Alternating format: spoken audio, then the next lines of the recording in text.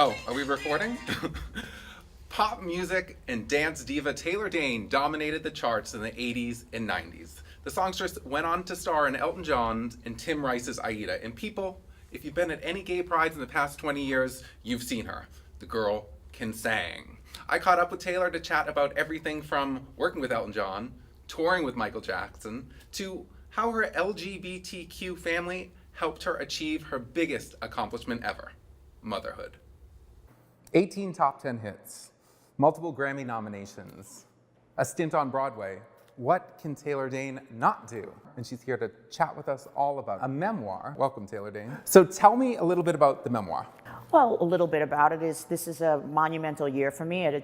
My achievement of reaching 30 years as a woman in this business, God knows, and living in Hollywood, for God's sakes. It's the New York girl did good. Right. And it was the right time to tell it. Right. Yeah. So Tell It's My Heart, Can't Fight Fate, Soul Dancing.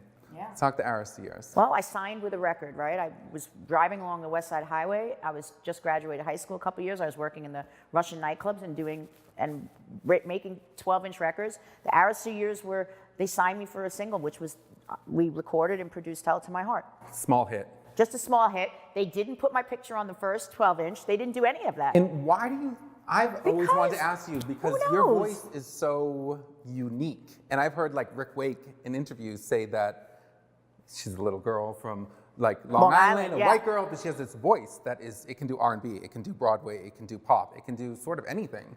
So do you think that's part of the reason why they... Why Clive? Why they chose why they didn't put like a photo on the first printing, or it is could it timing? be. I think it could have been a marketing thing, or how about they had no idea what they had? Right. They had one single, and they were throwing it out there to see what it is. I didn't get released in the United States until I think 6 months after it was put out in Europe, and the rest was kind of history. And what they had. And then they had no record. Yeah. No album. And then you scrambled to get... Well, I was a singer, right? So I had done some demos. I had done "Don't Rush Me" already, "Prove Your Love" in a demo. Like I worked with these writers prior. Right. So we were like, what about this? What about this? Right. With Clive, absolutely, with "I'll Always Love You." Right. I mean, amazing. you didn't, the book, get the book, people. Because she covers all Does it fill in a lot of this. places for you? For me, yes. Much like Kelly Clarkson, Taylor Dayne had some issues with music Svengali Clive Davis when it came to recording her third album. Because you wanted to write your own music, you had the chef. You want to be part of your process. You know, any artist, more than that, I started out being the process, right? I was the creator of the process. My partner was Rick. And by the third record, you know, and the second record was such a collaborative experience now with the label, knowing what they had, feeling, you know, and Clive really is a champion for me, and more like a father figure and a champion, but it was so personal. Every record you put out is a baby, it's a child. And you can imagine now I'm 8 top 10 singles deep, and I'm like, okay, I need more to say. There's things I feel. I saw the landscape of R&B coming a little bit, you know, it was, now we're in the early 90s, and I was seeing LaFace, I was watching No Babyface, I was listening to what was going on over there, and there was no Pink, there was Tony Braxton, there was TLC, and I was like, this is the direction, feels right, and it was just the wall of wanting to stretch as an artist, and he even said that, how do I support you, is trying to express and not let you bury yourself. And I'm like, I don't consider it a burying experience, but how do we do this without charging me $1 million and, you know, constantly going in and reading, you know, constantly spending my money ultimately, because that's what's screwed up in the music business. It's just like a bad loan ultimately. Especially during those days. Those days, of course. It's really obvious. TLC, the Tony Braxtons, Taylor Dayne, as we see in the book. Or the 3 T's. We love it. Girls, I love you. The 3 T's. So then you left Arista. I did. I did leave. We had some Naked Without You time. What did we have? Tell me. Naked. Oh, Naked Without You. Yeah, we had your own album. Yes, I did. Well, that was uncharted waters. It was very new. I signed with A&M immediately after leaving Arista Records, and not leaving wasn't that easy, obviously. There was a lot of things about that. But I signed with A&M, and that was very short-lived after selling so many albums and millions of records and fans. And for them to say, you know, it was a very short relationship. And then I found myself, you know, this independent label, people were starting to come out of the woodworks as Napster started becoming. You know, we're talking about 98, right? 97, 98, 99. So now I'm this independent artist all of a sudden, and I'm like, I'm used to being in a label. You know, I understand a machine when a machine rolls. So this was really daunting on one level. And I took on the A&R component as well as the production component and the producer and label. And I did a deal with an independent label through Polygram Polydor, through a big distribution. Taylor also had the opportunity to open for Michael Jackson on the Bad Tour. And you won't believe what she had to say about that experience. And then, so Tell It to My Heart broke. And then you find yourself on tour with a small musical act, a tiny name. Who was it? Michael Jackson. Michael Jackson. On what tour?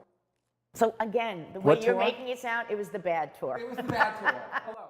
Taylor That's when my first opening for Michael Jackson, her first tour. You got to read the book because she gives a little tidbit. It's good. It's real good. So how was that touring with Michael? Well, there was Sheryl Crow before she was ever Sheryl Crow. There was Greg Filliganes.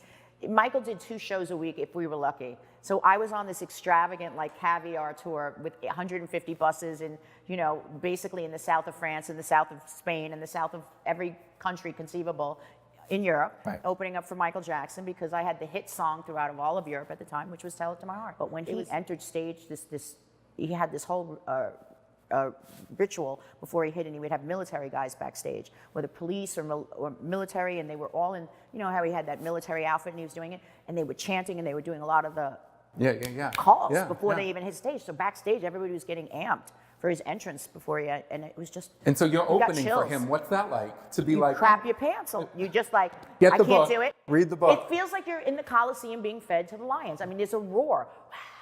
Taylor had her A Star Is Born moment with Prince, where he plucked her from the audience when she had her first pop hit, and she had to perform with him on stage. Hello? Where was Instagram during that time, people?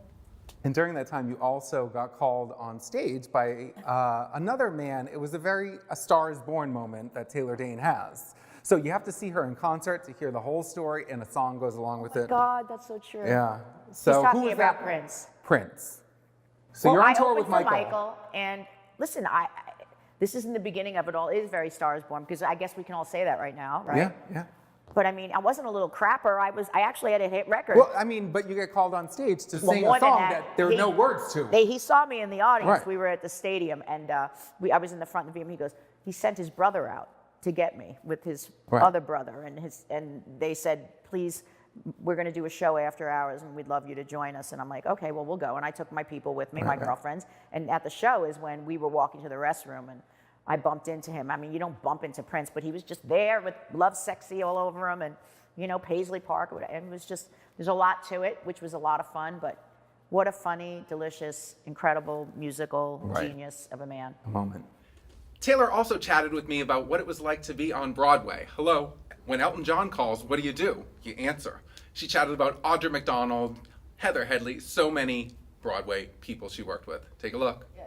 And you went on to do Cats. And Taylor, I'm going to actually ask you to, the key change, Touch Me. Is there any way to just get a little? Touch me, it's so easy to leave me. Goosebumps. Thank you, Taylor. Oh my God, I remember that. My life is complete. Shifting over to LGBT stuff, you said Broadway. So in the book, Taylor's like, I get a call from Elton John. He wants me to workshop this musical with... It wasn't quite like with that. 6-time Tony winner Audra McDonald and Sherry Renee Scott. That's right. So, tell me more. I mean, like, I'm losing my mind over that. Okay, but you know, I'm like this rock and roll pop star kind of thing on the side. And then Audra's like, Taylor. And then, of course, I did the musical. Yeah. It was Aida. But this was in workshop form, guys. So when he's saying Elton, you were in, there's Katzenberg, there's Elton John, there's Tim Rice. Yeah. And they're just watching Audra, myself, and this one, an audience of 12 people from Disney, basically, watching us do workshops of this production and this writing and this incredible musical that they were doing. Elton got pissed one day, left. He didn't like that they cut a scene. The direction. Yeah. It was endless. And it was just such a fantastic experience. And I said, dear God, how much longer is this going to take? I did 3 workshops with them, and then I said, I don't know when this is going to Broadway, whatever's going to do. And Sherry remained in the cast, and she took that to Broadway, and they all won Tonys for it, and Heather Headley, but not Audra. Went on to other serious acclaims, but I went back and actually did the musical, as you saw. People often ask me all the time, what's the difference? I go, well, I'm wearing a Kentucky Fried Chicken helmet on, and I'm in 17, costume changes, and the words I'm saying are actually foreign to me. I said, but like after show, you're like, what moves people? Taylor Dayne found herself in her late 30s wanting to start a family, so she turned to her LGBTQ family to see how she could do it on her own. What's to think about? Let me go for one. Let me go for a child. Let me have I wasn't married. I had no significant other. I mean, I'd had plenty or some or one or two, but it just wasn't translating. Right. But to have a child was something, I said, this isn't enough anymore. This is not enough. It's vacant, it's void. Right. It's not enough. Right. And that's with the child. So seeing some of these couples, so there's, my friends, my gay, my lesbian couples, my friends, who were really childless and really wanted to go in there. We were not, and I was a single parent. I was not encouraged to become a parent. A couple agencies here turned me down. And then I found one agency that had a gay couple. Really? As a parent, yes. And then they took me on as a single parent. Right. And it was not here in Los Angeles area. And we have children. And her daughter is a supermodel, people. She's a supermodel. Well, so's my son. He's cool. Yeah. I had twins. God yeah. laughs. But you make know plans. that. You make plans, God laughs. Taylor rose to pop stardom in the 80s, the same time as Whitney Houston, who was her label mate at Arista. Taylor shared some little tidbits about her experience with Whitney. Take a look. I want to hear a story about Whitney Houston. Do you have any little tidbits, run-ins? Just how gracious and how brilliant she truly was. And she would always say to me, you're the voice, child, and Dion says this, and she was always just like, you're just incredible. See? And she was so beautiful, and she sang from her heart. There's no place else. She sang so deeply from her heart. And people, if you do not know this, Taylor Dayne has done every major gay pride throughout the world. People, she even recorded the 2010 anthem for the Gay Games, where she performed in Cologne, Germany. Taylor's global, people. We love Taylor. Tell it to my heart.